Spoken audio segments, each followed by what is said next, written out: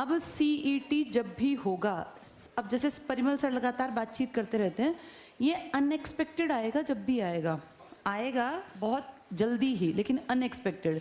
बहुत सारे बच्चे ना इस टाइम छोड़ के बैठ गए कि जब होगा तब देखेंगे। समझदार कौन होता है? तैयारी अपनी पूरी रखे, जब फॉर्म आए तो सिर्फ रिवीजन करे। महाबेवकूफ़ वो होते हैं जिनको पता है कि अगला साल नौकरियों का है, तब भी जब तक फॉर्म नहीं आएंगे तब तक बैठे रहेंगे। ये सिलेबस ना बेटा बहुत वास्ट है, सारे कितने सब्जेक्ट, जैसे तुम हो एक इंसान, तुम्हें पढ़ने हैं कम से कम 15-17 सब्जेक्ट, अगर ध्यान से देखो तो बहुत फैला हुआ है सिलेबस। तो वो एक दिन में, एक महीने में, साल भर में कंप्लीट होता नहीं है, तो अपने ऊपर 1.5 साल 2 साल लगाने पड़ते हैं। अब समझदार वो है जो नौकरियां आती रहेंगी, वो तुम्हारे मेरे हाथ की बात नहीं है। इतना कंफर्म है कि 2025 में, जैसे 24 में बहुत लोग नौकरी लगे हैं, 25 में भी लगेंगे। वो होंगे वो लोग जिन्होंने पहले 23-24 पढ़ रखा है। ये पूरा साल अगर तुमने पढ़ा है ना, तो 25 के एग्ज़ाम निकालने लायक तुम पहुंच जाओगे। जो पढ़ना ही 25 में स्टार्ट करेंगे कि ठीक है अब हम लोग थोड़े सीरियस होकर पढ़ें, फिर उनके 26-27 वाले पेपर निकलेंगे। जितने लोग यहाँ आते हैं सक्सेसफुल, वो क्या कहते हैं 2-2.5 साल लगे। ये 10 महीने 11 महीने का प्रोसेस है ही नहीं बेटा, इसमें लगेगा। इतना सब्जेक्ट पढ़ के उन सब में कमांड बनाना मजाक थोड़ी ना है। हम तो देखो कितने टीचर्स पढ़ाते हैं, तुम पढ़ने वाले तो एक ही हो ना, तो तुम्हें तो सब कुछ सीखना पड़ेगा।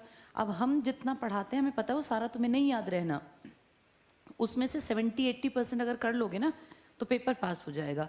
कुछ सब्जेक्ट होते हैं जो टाइम टू टाइम पढ़ने होते हैं, वो हमारी लाइफ का पार्ट नहीं है, जिनमें से हरियाणा जीके भी है।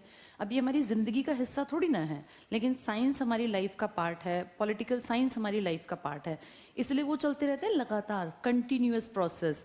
पर हरियाणा जीके सिर्फ तब पढ़नी पड़ती है जब एग्ज़ाम आने वाला हो। 25 में 100% सरकार एग्ज़ाम लेगी, तो हम पहले से अपनी तैयारी रखें।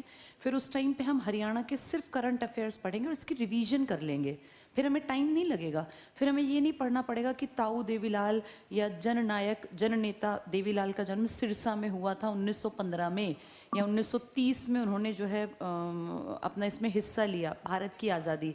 42 के क्विट इंडिया मूवमेंट में उन्होंने बढ़ चढ़ के हिस्सा लिया। 52 में वो कांग्रेस के मेंबर बने, 62 में वो अपोजिशन। ये अब पढ़ रहे हैं, तब तो रिवाइज करेंगे, तब समय कम लगेगा। इसलिए अब थोड़ा सा ध्यान ज़्यादा दो।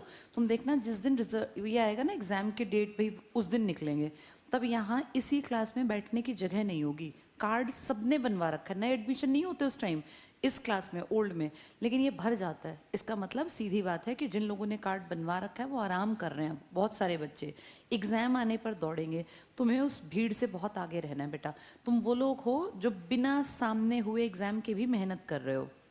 फाइनली सिलेक्शन भी तुम्ही लोगों में से निकलेंगे। फिर उनके बिल्कुल नहीं होंगे जो मुंह उठा के तब चले आएंगे कि चलो एग्जाम आ गया अब चल पड़ते हैं। फिर उन्हें लगेगा कि पता नहीं कैसे स्पीड से सिलेबस भाग रहा है। तुम्हें ये स्पीड उस टाइम नॉर्मल लगेगी क्योंकि तुम बहुत सारी चीज़ें कर चुके होगे। तो उसी सीरीज़ में हम आगे बढ़ते हैं।